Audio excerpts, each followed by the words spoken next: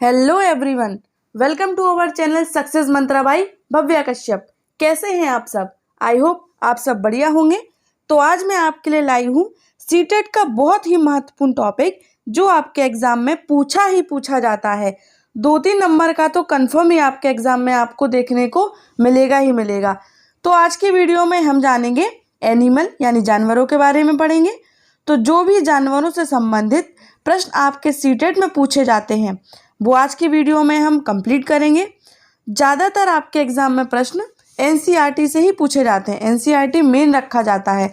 तो जो भी आपके जानवरों से संबंधित जानकारी एनसीईआरटी में दी गई है आज हम उसको भी पढ़ेंगे और जानवरों के बारे में भी जानेंगे। जो भी टॉपिक आपको करा रही हूँ सभी से 2-3 नंबर के प्रश्न आते ही आते हैं। तो जो भी मैं आपको टॉपिक कराऊंगी आप सभी को अच्छे से याद करिए, सभी को अच्छे से समझिए, उनके नोट्स बनाइए, तब उनको आप तैयार करिए और मेरे साथ साथ अपनी सीटेट में अपनी सफलता को सुनिश्चित कर दिए। तो चलते हैं अपनी वीडियो की तरफ और जो भी आज आपका टॉपिक है एनिमल उसको जान लेते हैं। तो हम सबसे पहले पढ़ेंगे स्तनधारी, सरीसृप और कीटों के बारे में। तो स्तनधारी क्या होते हैं, सरीसृप क्या होते हैं और कीट क्या होते हैं, सबसे क्वेश्चन आते ही आते हैं सीटेट में। तो स्तनधारी होते हैं, स्तनधारी जीव वे होते हैं जो अपने बच्चों को दूध पिलाते हैं। इनके शरीर का ताप बाहरी वातावरण के तापमान के परिवर्तन के साथ नहीं बदलता, यानी टेम्परेचर के अकॉर्डिंग इनका जो वातावरण के अनुसार इनके बॉडी का टेम्परेचर नहीं बदलता। तो ऐसे कौन कौन से स्तनधारी हैं? तो मनुष्य स्तनधारी है, गाय स्तनधारी है, भैंस स्तनधारी है, बकरी स्तनधारी है, चमगादड़ स्तनधारी है और व्हेल मछली भी स्तनधारी है। तो ये सभी स्तनधारी जीव होते हैं। स्तनधारियों की विशेषता क्या है? तो कैसे हम पहचानेंगे कि ये स्तनधारी होगा? तो स्तनधारी की विशेषताएं क्या होंगी? उनके शरीर पर बाल पाए जाते हैं और कान के मध्य यानी बीच में 3 अस्थियां पाई जाती हैं। तो वो कौन कौन सी होती हैं इन्हें जान लेते हैं। तो पहले नंबर पर आपकी है मेलियस, दूसरे नंबर पर है इनकस और तीसरे नंबर पर है स्टेपस। ये सभी आपकी कान की अस्थियां हैं। अब यदि कुछ प्रजातियों को छोड़ दें तो लगभग सभी स्तनधारी जंतु बच्चे देते हैं और जो बच्चे नहीं देते हैं वो क्या करते हैं? अंडे देते हैं। नेक्स्ट देख लेते हैं। नेक्स्ट है आपका, ये देखिए ये सभी स्तनधारी जीव हैं आपके।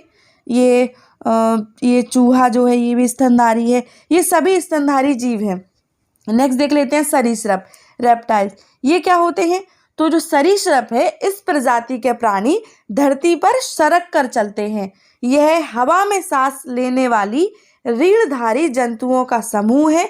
जैसे यानी कि ये सब क्या करते हैं? जमीन पर सरक कर चलते हैं और ये रीढ़धारी, इनके बड़ी रीढ़ की हड्डी होती है, आप सभी जानते हैं। जो ये सरक कर चलेंगे तो ऑब्वियस सी बात है, पता ही होगा। तो ये कौन कौन से होंगे? तो जो आपके रेप्टाइल्स होते हैं वो होते हैं सांप, दूसरे आपका छिपकली, तीसरा कछुआ, चौथा घड़ियाल और मगरमच्छ। नेक्स्ट, यानी अभी तक आपने जाना कि स्तनधारी क्या होते हैं और सरीसृप क्या होते हैं। तो अब हम जानेंगे इंसेक्ट्स के बारे में यानी कीटों के बारे में। तो देख लेते हैं कीट क्या है। तो कीट कौन कौन से होते हैं? तो देखते हैं, बिच्छू कीट है, तिलचट्टा यानी कॉकरोच एक कीट है, इंसेक्ट है, मक्खी इंसेक्ट है, मच्छर भी इंसेक्ट है, मधुमक्खी कीट है, तितली कीट है, चींटी भी कीट है। ये सभी कीटों के उदाहरण हैं। तो चींटी और मधुमक्खी इंपॉर्टेंट पॉइंट है, लिख लीजिए। चींटी, मधुमक्खी और रेशम का कीड़ा ये अपने समूह के अन्य सदस्यों को गंध से ढूंढ लेते हैं। इसका डिटेल मैं आपको आगे पढ़ाऊंगी, लेकिन अभी जान लीजिए कि जो चींटी है, मधुमक्खी और रेशम का कीड़ा ये अपने समूह में ही गंध से एक दूसरे को ढूंढ लेते हैं। इससे क्वेश्चन बनता है कि समूह में रहने वाले कौन कौन से इंसेक्ट हैं। तो ये आपका क्वेश्चन बनेगा, तो आपको याद रखना है चींटी, मधुमक्खी और रेशम का कीड़ा। नेक्स्ट है परिजीवता और सहजीवता। तो परिजीवता क्या होती है और सहजीवता क्या होती है?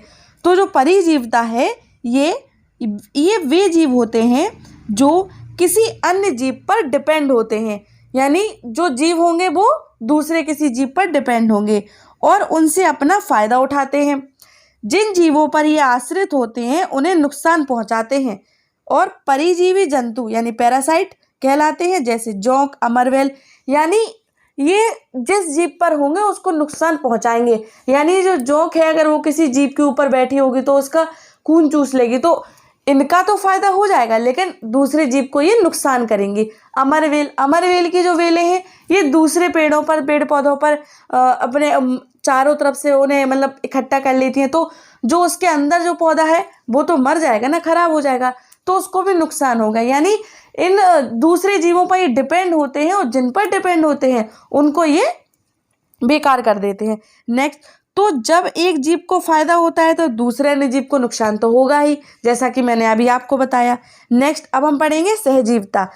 आई होप आपको समझ आ गया परिजीवता और सहजीवता। तो सहजीवता क्या है? जब दो जीव या पौधे एक दूसरे पर निर्भर रहते हैं तथा एक दूसरे को लाभ पहुंचाते हैं। यानी दो जीवों पर निर्भर रहते हैं और नुकसान पहुंचाते हैं। पहले जीव को दूसरा जीव नुकसान पहुंचाएगा तो वह क्या होगा?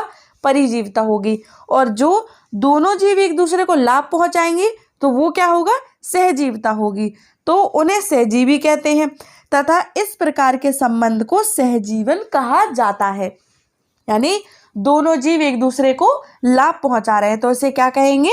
सहजीवता। जैसे मटर का पौधा और राइजोबियम सहजीवी जीवों के उदाहरण है। ये देखिए मटर का पौधा और राइजोबियम, ये सभी सहजीवी। ये आ सकता है कि सहजीवी जो सहजीवी हैं उनके उदाहरण बताइए, तो आप क्या करेंगे?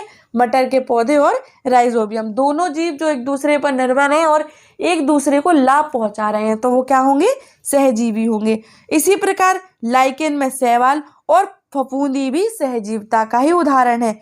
लाइकेन और शैवाल, तो मटर का पौधा राइजोबियम इंपॉर्टेंट है, बट लाइकेन और शैवाल और फफूंदी सबसे इंपॉर्टेंट है, सबसे ज़्यादा पूछा जाता है। नेक्स्ट देख लेते हैं। अभी मैंने आपको बताया कि सीटेट में एनसीईआरटी का बड़ा ही बहुत महत्वपूर्ण है एनसीईआरटी। तो हम जानवरों के बारे में तो पढ़ेंगे लेकिन जानवरों के बारे में कुछ एनसीईआरटी में पॉइंट्स दिए गए हैं तो हम उनको भी जान लेंगे, क्योंकि इनसे भी क्वेश्चन बनते हैं। तो जो एनसीईआरटी में जानवर से रिलेटेड पॉइंट्स दिए गए हैं, तो आपका पहला पॉइंट है, जानवर की खाल पर जो डिज़ाइन होती है वह उनके बालों के रंग के कारण होती है। यानी जो भी जानवर हैं उन पर अलग अलग डिज़ाइन है तो वो किसके कारण है? उनके बालों के रंग के कारण है। नेक्स्ट पॉइंट आपका होगा, दिन में जागने वाले जानवर आमतौर पर कुछ ही रंग देख पाते हैं। जो भी दिन में जागने वाले जानवर हैं तो वो क्या है?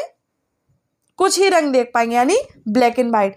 और नेक्स्ट है आपका रात में जागने वाले जानवर, यानी जो दिन में जाग रहे हैं वो कुछ ही रंग देख पाएंगे, ब्लैक एंड वाइट नहीं होगा। दिन में जागने वाले कुछ ही रंग देख पाएंगे और रात में जागने वाले जानवर जो कि निशाचर कहलाते हैं तो हर चीज को सफेद और काला देख पाएंगे। जो रात को जागेंगे वो हर चीज को सफेद और काला देख पाएंगे, जैसे उल्लू, चमगादड़ और रेगिस्तानी चूहे। इंपॉर्टेंट है, उल्लू, चमगादड़ और रेगिस्तानी चूहे, ये सभी रात में जागने वाले जानवर हैं जिन्हें रात को काला और सफेद दिखाई देता है। नेक्स्ट पॉइंट आपका होगा, नेक्स्ट पॉइंट क्या है? तो बहुत से जानवर किसी खास मौसम में लंबी गहरी नींद में चले जाते हैं। तो कुछ ऐसे खास जानवर हैं जो किसी खास समय पर लंबी गहरी नींद में चले जाते हैं। तो उनमें से एक उदाहरण क्या हो सकता है? तो छिपकली। आप सभी ने देखा होगा आपके घर में छिपकली गर्मियों में तो दिखती हैं लेकिन सर्दियों में नहीं दिखती, क्योंकि वो एक लंबी गहरी नींद में चली जाती हैं। प्रैक्टिकल सी चीज़ें हैं, आपको डेली यूज़ में दिखती होंगी, डेली यूज़ में पता चलता है, तो इन्हीं सब से ये सब कॉन्सेप्ट तैयार हो जाएंगे। नेक्स्ट देख लेते हैं। नेक्स्ट पॉइंट है, कुछ जानवर तूफान या भूकंप आने के कुछ समय पहले ही अजीब सी हरकतें करने लगते हैं। यानी हमें पता ना चले लेकिन जानवर जो हैं वो दूर से ही आए हुए खतरे को भांप लेते हैं। यानी जब भी कुछ भूकंप आना हो, तूफान आना हो, तो वो पहले से ही अजीब अजीब सी हरकतें करने लगते हैं। जंगलों में रहने वाले लोग समझ जाते हैं, क्योंकि जंगलों में उन्हें कौन बता रहा है, टेक्नोलॉजी उतनी डेवलप नहीं है, तो वो जंतुओं से जानवरों से ये नहीं सबसे उनके हाव भाव देखकर पता लगाते हैं कि अब खतरा मंडरा रहा है हमारे जंगल पर, तो वो क्या करेंगे, उस जंगल को छोड़कर चली जाएगी वो जाति। तो क्या होगा, तो इसी का एक उदाहरण है आपके लिए। सन 2004 दिसंबर में आई सुनामी के कुछ समय पहले जानवरों ने अजीब सा व्यवहार करा और उनके द्वारा दी गई चेतावनी भरी आवाजों को अंडमान की एक खास आदिवासी जाति समझ गई। क्या हुआ, अंडमान की खास जाति समझ गई, उन्होंने वह इलाका खाली कर दिया। इस प्रकार इस जाति के लोग सुनामी के कहर से अपनी जान बचा पाए। जैसा कि अभी हमने पढ़ा कि जो जानवर होते हैं वो पहले से आए हुए खतरे को भांप लेते हैं, तो उन्होंने पहले ही उन्हें पहले ही ऐसा उन्हें बता दिया कि अब भूकंप या फिर तूफान आने वाला है, तो वो समझ गए उनकी हरकतों से, तो उन्होंने उस जगह को खाली कर दिया, तो वो सब अपनी जान बचा पाए। नेक्स्ट, और इसमें एक गुजरात के जो भुज में भूकंप 2001 में आया था, वो भी इसका ही उदाहरण है कि जानवरों के हाव भाव से उन्हें पता चल गया था। नेक्स्ट पॉइंट है, जानवरों में भी देखने, सुनने और महसूस करने की शक्ति होती है। यानी जानवर भी देख सकते हैं, सुन सकते हैं और महसूस कर सकते हैं। वैज्ञानिकों का मानना है कि जानवरों की अपनी एक पूरी भाषा होती है जिसे हम नहीं समझ पाते, लेकिन उनकी एक अपनी भाषा होती है। नेक्स्ट पॉइंट आपका इसमें है, डॉल्फिन भी अलग अलग तरह की आवाज निकालती है और जो एक दूसरे से बात करती हैं। तो क्या डॉल्फिन भी अलग अलग तरह की आवाज निकालती हैं और एक दूसरे से बातें करती हैं। नेक्स्ट पॉइंट होगा, जिन जानवरों के बाहरी कान पर शरीर पर बाल होते हैं, जिन जानवरों में बाहरी कान पर और शरीर पर बाल होते हैं वो बच्चे देते हैं। नेक्स्ट पॉइंट है, जानवरों के कान के आकार और उनके सुनने की शक्ति में बहुत गहरा संबंध होता है। जिन जानवरों के कान बड़े होते हैं उनकी सुनने की क्षमता भी अधिक होती है। इसमें नेक्स्ट पॉइंट होगा, मतलब जितने बड़े जिस जानवर के कान होंगे वो उतना ज़्यादा सुन पाएगा। नेक्स्ट इसमें पॉइंट होगा, हाथों को कान के पीछे रखकर आवाज़ ज़्यादा साफ सुनाई देती है। अभी आप ट्राई करिए कि जो भी आपके कान है उनके पीछे आप हाथ रखेंगे तो जो भी आप आवाज़ सुन रहे हैं ज़्यादा साफ सुनाई देगी। तो ये भी पॉइंट आपकी एनसीईआरटी में दिया गया है। नेक्स्ट, जानवरों का शिकार। जानवरों के शिकार से क्या, तो जानवरों के शिकार में हाथी को उसके दांतों के लिए, गैंडे को उसके सींग और शेर को मगरमच्छ और सांप को अच्छी खाल के लिए मार दिया जाता है। यानी हाथी को उनके दांतों के लिए, गैंडे को उनके सींग के लिए, शेर, मगरमच्छ और सांप को अच्छी खाल के लिए मार दिया जाता है। नेक्स्ट, कस्तूरी हिरण को थोड़ी सी खुशबू के लिए मार दिया जाता है। नेक्स्ट, कुछ जानवरों की नींद, ये नींद तो गाय क्या करती है, 4 घंटे सोती है। गाय सिर्फ 4 घंटे सोती है और अजगर 18 घंटे सोता है, जिराफ 2 घंटे सोता है और बिल्ली 12 घंटे सोती है। तो अभी आपने जाना कि गाय 4 घंटे सोती है, अजगर 18 घंटे सोता है, जिराफ 2 घंटे सोते हैं और बिल्ली 12 घंटे सोते हैं। एग्जाम में क्वेश्चन यहाँ से बनता है, जहाँ जिस टॉपिक से आपके एग्जाम में प्रश्न बनते हैं वो सभी टॉपिक मैं आपको करवाती जा रही हूँ। जैसे ही आपके टॉपिक कंप्लीट हो जाएंगे सभी के आपके प्रश्न की भी मैं आपको प्रैक्टिस करवाऊंगी, तो पढ़ते चलिए। नेक्स्ट है स्लॉथ। इससे क्वेश्चन सीटेट में ना बने तो सीटेट का पेपर ही नहीं हुआ, तो बहुत इंपॉर्टेंट है। इसके बारे में एक एक लाइन, एक एक फैक्ट अच्छे से जानना है, क्योंकि इन सब से जो भी जानवर इसमें दिए गए हैं उन सभी से क्वेश्चन बनते हैं। तो आपको इनकी एक एक लाइन को बहुत अच्छे से पढ़ना है, इनको नोट डाउन करना है, इनको लर्न करना है, इनको रट लेना है अच्छे से और समझना भी है। कॉन्सेप्ट समझना बहुत ज़रूरी है। तो स्लॉथ के बारे में हम जानेंगे। तो जो स्लॉथ है वो दिखने में भालू की तरह होते हैं। स्लॉथ भालू की तरह होते हैं, लेकिन यह भालू से अलग होते हैं। भालू जैसे तो दिखते हैं लेकिन भालू से अलग होते हैं। यह भी एक स्तनधारी है। क्या है? स्लॉथ एक स्तनधारी है। नेक्स्ट पॉइंट है इसका, यह दिन में, ये दिल हो गया यहाँ पे, दिन कर लीजिए, यह दिन में करीब 17 घंटे इससे क्वेश्चन बनता है कि स्लॉथ दिन में कितने घंटे सोता है। ऑप्शन आपको डिस्ट्रैक्ट करने की कोशिश करेंगे, इसलिए इस फैक्ट को अच्छे से नोट डाउन कर लीजिए, लर्न कर लीजिए। तो स्लॉथ क्या है, 17 घंटे पेड़ों से उल्टे लटक कर आराम से सोते हैं। कितने घंटे सोते हैं स्लॉथ? तो 17 घंटे सोते हैं पेड़ों से उल्टे लटक कर। इसमें आपका नेक्स्ट पॉइंट है, 40 वर्ष के अपने जीवन में यह सिर्फ 8 पेड़ों पर ही घूमते हैं। यानी 40 वर्ष का इनका जीवन हो तो ये सिर्फ 8 पेड़ों पर ही घूम पाते हैं। यह सप्ताह में एक बार ही शौच के लिए पेड़ से नीचे उतरते हैं। काफी आलसी है, एक बार ही शौच के लिए पेड़ से नीचे उतरता है। तो आलसी जानवर भी, सबसे आलसी जानवर कौन सा है? तो स्लॉथ है। क्वेश्चन आएगा कि सबसे आलसी जानवर कौन सा है, तो भी स्लॉथ लगाना है आपको। इसमें नेक्स्ट पॉइंट है, जिस पेड़ में रहते हैं उसी पेड़ के पत्ते खाकर अपना पेट भरते हैं। बहुत आलसी है, मतलब जिस पेड़ पर है उसी पेड़ के पत्ते खा लेंगे, उसी पेड़ के पत्ते खाकर अपना पेट भरते रहेंगे।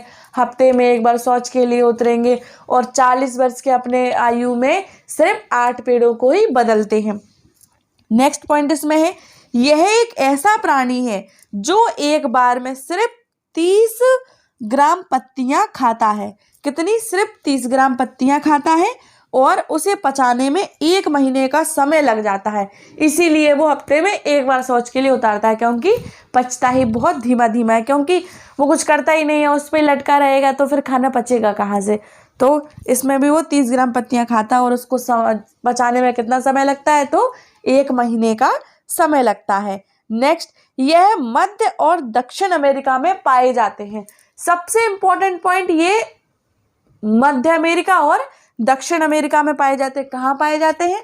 मध्य अमेरिका और दक्षिण अमेरिका में। अभी तक हमने स्लॉथ के बारे में जाना कि स्लॉथ भालू की तरह दिखते हैं, लेकिन भालू नहीं होते, यह स्तनधारी जीव है। नेक्स्ट, यह दिन में करीब कितने घंटे सोते हैं? तो 17 घंटे सोते हैं, पेड़ों से उल्टे लटके होते हैं। ये सिर्फ 40 वर्ष की आयु में 8 पेड़ों को ही बदलते हैं, यानी 8 पेड़ों पर ही घूमते हैं। जिस पेड़ पर रहते हैं उसी पेड़ की पत्तियां खाते हैं, उसे और 30 ग्राम पत्तियों को पचाने में कितना समय लगता है? तो 1 महीने का समय लगता है। सबसे ज़्यादा ये कहाँ पाए जाते हैं? तो मध्य अमेरिका और दक्षिण अमेरिका में पाए जाते हैं। आई होप ये वाला कंप्लीट हो गया होगा आपका। नेक्स्ट चलते हैं, जो भी विद्यार्थी इस चैनल पर नए जुड़े हैं अभी, तो इस चैनल को सब्सक्राइब कर लें। और अगर आप कमेंट करके बताएं कि वीडियो का कंटेंट आपको कैसा लग रहा है, हमारे success Mantra by Bhavya Kashyap की टीम का आपको मेहनत कैसी लग रही है, सभी आपको कमेंट करके बताना है। टॉपिक आपको कैसे लग रहे हैं, आप उन्हें अच्छे से याद कर पा रहे हैं, आपको समझ आ रहा है? कोई भी डाउट है आप मुझे कमेंट कर पूछ लीजिए, मैं आपको डाउट क्लियर कर दूंगी। नेक्स्ट चलते हैं, लेकिन कमेंट जरूर करा करिए। नेक्स्ट देख लेते हैं बाघ। बाघ से भी बहुत क्वेश्चंस बनते हैं, तो बाघ के बारे में जान लेते हैं। तो बाघ में पहला पॉइंट है आपका, बाघ अंधेरे में हमसे 6 गुना बेहतर देख सकते हैं। बाघ हमसे 6 गुना बेहतर देख सकते हैं, वो भी अंधेरे में। नेक्स्ट, बाघ की मूछें हवा में हुए कंपन को भांप लेती हैं। बाघ की जो मूछें हैं वो हवा में हुए कंपन को भी भांप लेती हैं। नेक्स्ट, जिससे उसे शिकार की सही स्थिति का पता चलता है और इससे वह अंधेरे में रास्ता भी ढूंढ लेता है। यानी उनकी जो मूछें हैं उनमें हवा के कारण वो उनको पता चल जाता है कि उनको किस दिशा में जाना है, या फिर उन्हें अपने शिकार कहाँ छिपा है उसके बारे में भी उन्हें पता चल जाता है। तो इसमें नेक्स्ट पॉइंट होगा, बाघ अपने इलाके में मलमूत्र करके अपनी गंध छोड़ता है और दूसरा बाघ, यहाँ बाघ कर लीजिए, बाघ है तो दूसरा बाघ इस गंध को तुरंत पहचान लेता है। यानी एक बाघ जो है वो एक जगह पर मलमूत्र करके अपनी गंध छोड़ता है और दूसरा बाघ जब वहां आएगा तो उसे पता चल जाएगा कि यहाँ पर मेरे सिवा कोई दूसरा बाघ भी आया था, तो वो एक दूसरे के मलमूत्र की गंध को पहचान लेते हैं। नेक्स्ट पॉइंट इसमें है आपका, बाघ मौके के अनुसार अपनी आवाज बदलता रहता है। यानी बहुत इंटेलिजेंट, अपनी शिकार को पकड़ने के लिए आवाज़ बदलता रहता है, कंपन पहचान लेता है। मलमूत्र से एक दूसरे जो बाघ हैं वो एक दूसरे को पहचान लेते हैं कि मतलब हमारे अलावा कोई और यहाँ पर आया था। तो मौके के अनुसार अपनी गुर्राने की आवाज़ बदलता, हम सोचेंगे कि अब वो बहुत दूर है या फिर कोई दूसरा बाघ आ गया, मतलब अपनी आवाज़ बदलते रहेंगे। नेक्स्ट इसमें है बाघ का गुर्राना 3 किलोमीटर दूर से सुनाई देता है। ये इंपॉर्टेंट पॉइंट है, इससे क्वेश्चन बनता है कि बाघ का गुर्राना कितने किलोमीटर से सुनाई देता है, तो 3 किलोमीटर दूर तक सुना जा सकता है।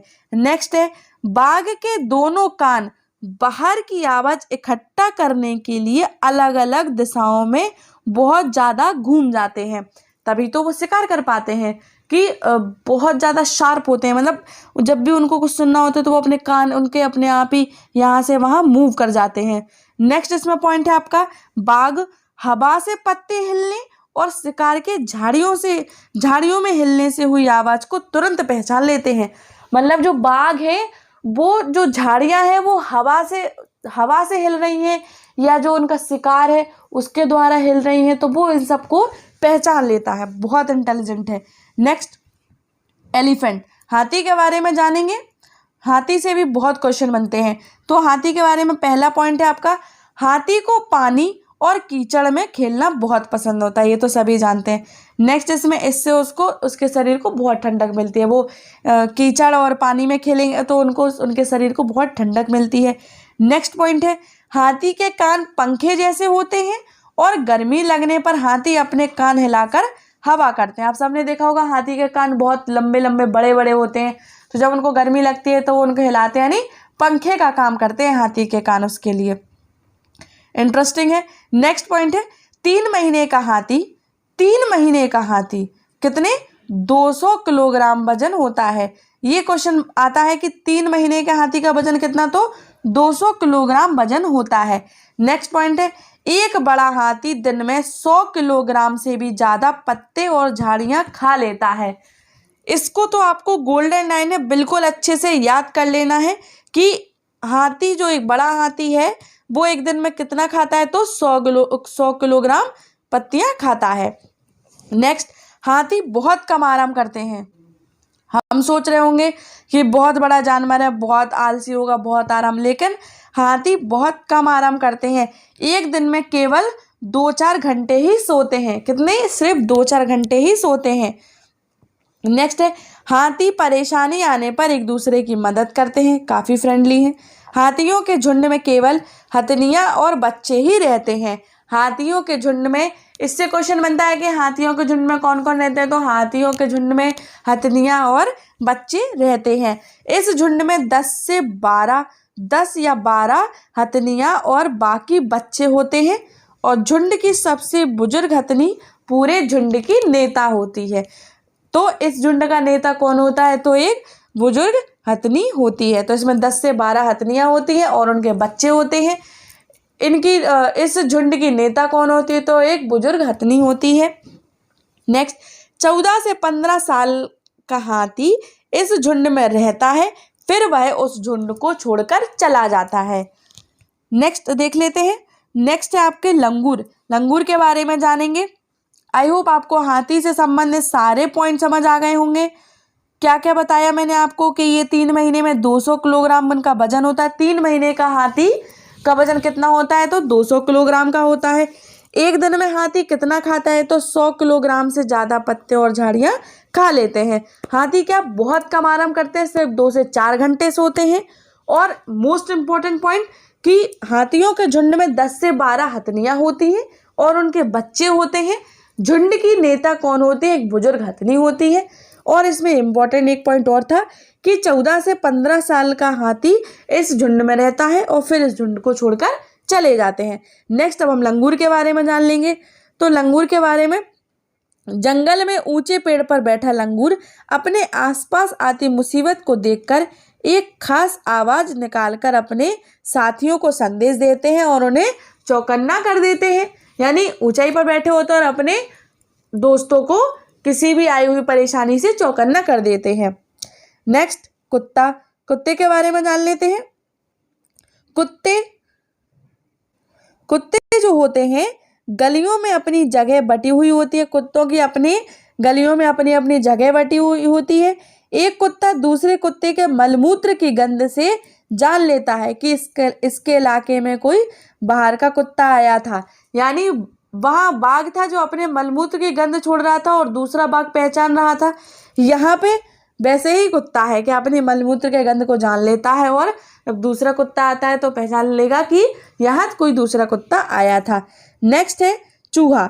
चूहे के बारे में, चूहे की देखने की क्षमता कम होती है लेकिन इनके सुनने की, यहाँ सुनने कर लीजिए, इनके सुनने की और टेस्ट करने की क्षमता अधिक होती है। तो तभी तो कुछ भी हम रख देते हैं तो चूहे उसमें फंस जाते हैं जाल में, उनके, क्योंकि वो सूंघते सूंघते आ जाते हैं, कहीं भी रख दीजिए वो खाने के पास आ जाएंगे मुँह। तो यानी उससे उन्हें पता चल जाता है, उनकी टेस्ट की जो क्षमता है और सुनने की क्षमता है वो ज़्यादा है लेकिन देखने की क्षमता कम है, तभी तो वो जाल में फंसते हैं। नेक्स्ट है मगरमच्छ। क्रोकोडाइल के बारे में जानेंगे। तो मगरमच्छ के छोटे छेद जैसे कान होते हैं, यानी मगरमच्छ के छोटे छेद जैसे कान होते हैं लेकिन आसानी से दिखाई नहीं देते। यानी वो अपने शिकार को आते हुए भांप लेता है लेकिन उसके जो कान हैं वो दिखाई नहीं देते, लेकिन उसको पता चल जाता है कि अब शिकार आ रहा है। नेक्स्ट है छिपकली। छिपकली के भी छोटे छेद जैसे कान होते हैं। यह भी रेप्टाइल परिवार से हैं, यानी ये सब सरीसृप हैं। और छिपकली के नाक उसके जीभ में होती है, ये इंपॉर्टेंट है। छिपकली की नाक उसकी जीभ में होती है, इसी कारण से वह किसी भी चीज़ को सुनने के लिए अपनी जीभ बाहर निकालती है और मूड के अनुसार अपना रंग बदलती है। यानी छिपकली जो है, आपने देखा होगा कि दीवारों पर रहती तो वो बार बार अपनी जीभ निकालती है, यानी वो उनके नाक उनकी जीभ में है तो वो सूंघ रही होती है कि कोई कीड़ा मकोड़ा, कोई पंखी वगैरह आई है तो वो उससे सूंघ रही है और मूड के अनुसार अपना रंग भी बदल लेती है। हम सोचते हैं कि अभी हमने काली छिपकली देखी थी, अब तो ये गोरी हो गई, यानी वो मूड के अनुसार अपना रंग बदलती रहती हैं। नेक्स्ट है आपकी गिलहरी। तो बहुत ही प्यारा जानवर है गिलहरी।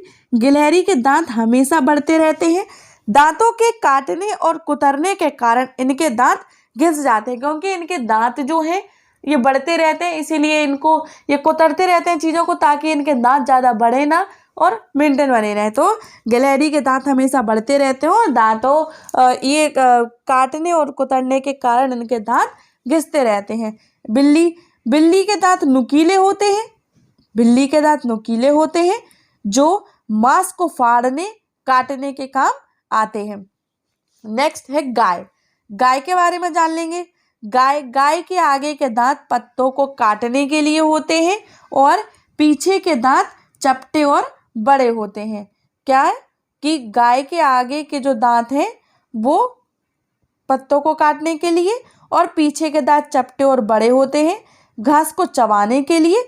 और नेक्स्ट इसमें इम्पोर्टेंट पॉइंट है आपका, महाराष्ट्र वाली जनजाति वर्ली कला के लिए फेमस है। कहाँ की जनजाति? महाराष्ट्र की जनजाति वर्ली कला के लिए संबंधित है। तो ये वर्ली कला क्या है? तो जहाँ पर गाय से गोबर और मिट्टी बनाई जाती है, यानी गाय के गोबर से मिट्टी बनाई जाती है। वर्ली कल्चर क्या है? वहाँ पर महाराष्ट्र वाली जनजाति क्या करती है? तो गाय के गोबर से मिट्टी बनाती है। नेक्स्ट देख लेते हैं सांप। सांप के बारे में जान लेते हैं। सांप हमारे देश में केवल 4 तरह के पाए जाते हैं। हमारे देश में कितने तरह के सांप पाए जाते हैं? तो 4 तरह के सांप पाए जाते हैं जो जहरीले सांप होते हैं। ये सभी आपके एनसीईआरटी बेस्ड टॉपिक है, एनसीईआरटी बेस्ड मटेरियल है। मैं आपको सिर्फ एनसीईआरटी से रिलेटेड पढ़ा रही हूँ, क्योंकि सीटेट में सिर्फ एनसीईआरटी का ही पूछा जाता है। एनसीईआरटी मोस्ट इंपॉर्टेंट होता है तो एनसीईआरटी से ही लिया गया है। जिसने एनसीईआरटी पढ़ ली उसका सीटेट क्लियर है, समझ लीजिए। तो इसलिए एनसीईआरटी से संबंधित पढ़ा रही हूँ, तो जितने भी टॉपिक आपको पढ़ाती जा रही हूँ अच्छे से उनको कंप्लीट करते चलिए। तो 4 तरह के सांप कौन कौन से? तो आपके 4 तरह के सांप हैं। पहला है नाग, उनके नाम। दूसरा है कुरैत, तीसरा है दुबोइया और चौथा है अफाई। कौन कौन से? पहला है नाग, दूसरा है कुरैत, तीसरा है दुबोइया और चौथा है अफाई। जब सांप किसी को काटता है तो उसके 2 खोखले जहर वाले दांतों के व्यक्ति के शरीर में जहर चला जाता है। इस जहर से, यहाँ जहर कर लीजिए, इस जहर से बचने के लिए उस व्यक्ति को सीरम नाम की दवा दी जाती है। जब सांप काट लेता है तो उसको बचाने के लिए हम क्या, कौन सी दवाई दी जाती है, तो सीरम नाम की दवाई दी जाती है। इससे क्वेश्चन बनता है कि सांप के काटने के बाद कौन सी दवाई दी जाती है, तो सीरम दी जाती है।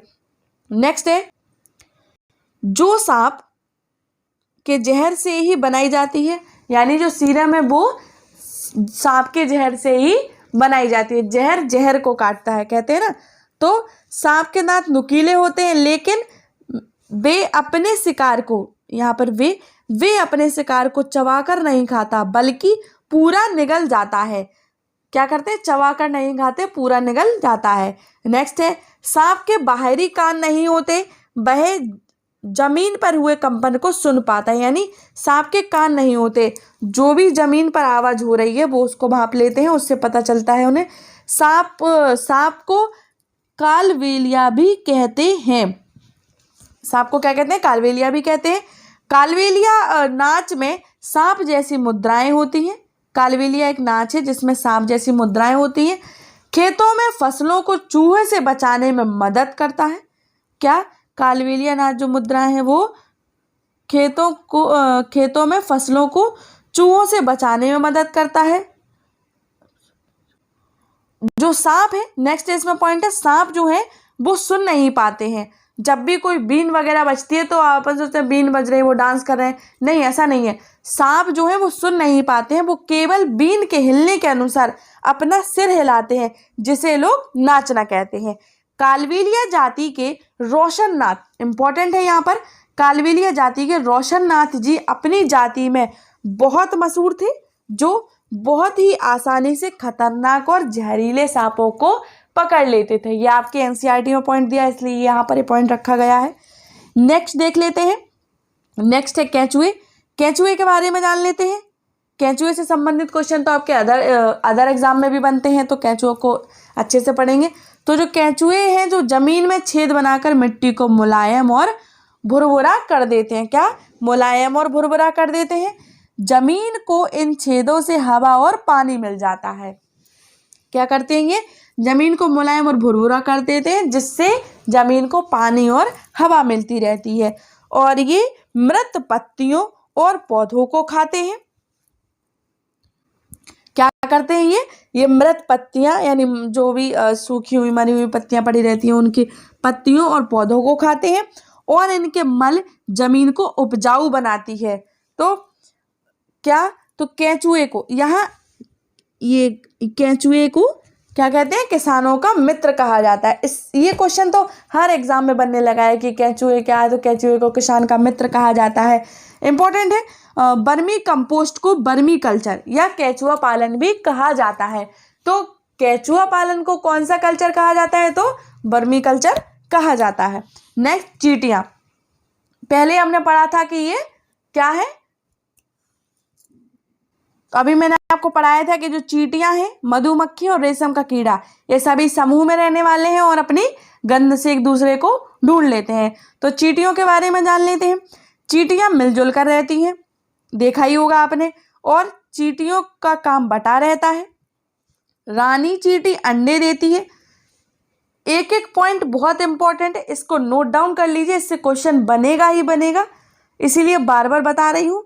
तो चींटियां मिलजुल कर रहती हैं, चींटियों का काम बटा रहता है। नेक्स्ट पॉइंट है, रानी चींटी अंडे देती है, सिपाही चींटियां बिल का ध्यान रखती हैं, और काम करने वाली चींटियां भोजन ढूंढकर बिल तक लाती हैं। यानी सबका काम बटा हुआ है। रानी चींटी अंडे देगी, सिपाही चींटियां बिल का ध्यान रखेंगी, और काम करने वाली चींटियां भोजन ढूंढकर बिल तक लाएंगी। चलते समय जमीन पर कुछ गंध छोड़ती हैं। जो चींटियां हैं वो चलते समय जमीन पर अपनी गंध छोड़ती हैं, जिसे सूंघकर पीछे आने वाली चींटियों को रास्ता मिल जाता है। और पहरेदार चींटी एक विशेष प्रकार की गंध के कारण दूसरी चींटी को पहचान लेती है, जो खाने की चीजों को अपने बिल में जमा करती है। नेक्स्ट चलते हैं। आई होप आपको इतना समझ आ गया होगा अभी तक जो मैंने पढ़ाया। नेक्स्ट, सामाजिक कीट। सामाजिक कीट कौन से हैं, जो सबसे ज़्यादा और अपने आसपास बहुत ज़्यादा पाए जाते हैं, मतलब एकदम से जो सामाजिक कीट हैं। तो यह सामाजिक कीट क्या होता है, एक ही प्रजाति के साथ एक समुदाय या कॉलोनी की बस्ती में रहते हैं। एक ही प्रजाति के हैं और एक समुदाय या कॉलोनी की बस्ती में रहते हैं, सामाजिक कीट कहलाते हैं। जैसे कौन कौन से हैं? दीमक, ततैया, मधुमक्खियाँ। कौन कौन सी? दीमक, ततैया और मधुमक्खियाँ। कौन सी क्या है? ये सामाजिक कीट हैं। नेक्स्ट, मच्छर। मच्छर के बारे में जान लेते हैं, बहुत डेंजर। मच्छर हमारे शरीर की गंध, खासकर पैरों के तलवे, यानी जो मच्छर है वो पैरों के तलवे हमारे शरीर की गर्मी से हमें ढूंढ लेते हैं। क्या करते हैं वो? पैरों के तलवे और हमारे शरीर की गर्मी से हमें ढूंढ लेते हैं। और मच्छर पानी में अंडे देते हैं। डेंगू, मलेरिया, चिकनगुनिया बीमारी मच्छरों द्वारा ही फैलाई जाती है, इसलिए मैंने मच्छर को भी डेंजर बोला था। यानी डेंगू, मलेरिया, चिकनगुनिया ये सभी बीमारियां किसके द्वारा फैलाई जाती हैं? तो मच्छर के द्वारा फैलाई जाती हैं। नेक्स्ट है आपका मक्खी। मक्खी क्या है? मक्खी के बारे में जान लेते हैं। तो इसमें पॉइंट है, मक्खी से डायरिया। मक्खी से कौन कौन से रोग? डायरिया, हैजा, टाइफाइड ये सभी बीमारियां होती हैं। मक्खियाँ अपने पैरों में बीमारी के कीटाणु लाती हैं। यहाँ से वहाँ बैठेंगी तो कीटाणु लगेंगे उनके पैरों में, तो कीटाणु लाती हैं। और जब यह बिना ढके खाने पर बैठती हैं तो उसे दूषित कर देती हैं, इसीलिए खाने को ढक कर रखना चाहिए। तो उस खाने को खाकर हम बीमार पड़ जाते हैं। खाना खुला रखा होगा, मक्खियाँ उस पर बैठेंगी, जो बाहर से गंदगी लेकर आई हैं खाने को गंदा कर देंगी, दूषित कर देंगी, तो उससे हमारी जो तबीयत है वो ख़राब हो जाएगी। तो फिर हमें डायरिया, हैजा, टाइफाइड वगैरह इन सब का होने का खतरा हो जाता है। नेक्स्ट देख लेते हैं। नेक्स्ट है आपका मच्छरों से बचने के उपाय। मच्छरों से हम कैसे बचेंगे? तो मच्छरों से बचने के लिए हमें क्या करना चाहिए? रुके हुए पानी में इकट्ठा हुए पानी में एक, मतलब जहाँ रुका हुआ पानी है, इकट्ठा हुआ पानी है, तो मलेरिया के मच्छर वहाँ पैदा होंगे ही होंगे। इसलिए मच्छरों के प्रजनन को रोकने के लिए पानी में क्या करना चाहिए? तेल डालना उचित होता है।